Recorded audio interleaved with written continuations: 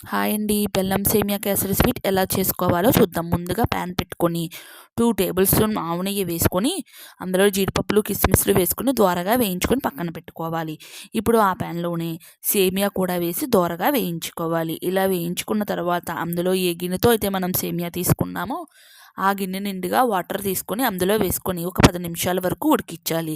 ఇలా ఉడికించిన తర్వాత ఒక గిన్నెతో బెల్లం తీసుకొని అందులో వేసుకొని అది కాస్తంత పాకం వచ్చే వరకు ఉడికించాలి. ఇలా ఉడికించిన తర్వాత అందులోనే కాస్తంత యాలక్కాయలు, కుంకుమ పువ్వు వేసుకొని ఉడికించుకోవాలి. ఇలా ఉడికించిన తర్వాత అందులో దించే ముందు 2 టేబుల్ స్పూన్ల ఆవు నెయ్యి వేసుకొని ముందుగా మనం వేయించి పెట్టుకున్న జీడిపప్పులు, కిస్మిస్లను కూడా వేసి దించుకోవాలి. అంతేనండి, ఎంతో రుచికరమైన బెల్లం సేమియా కేసరి రెడీ అయిపోతుంది.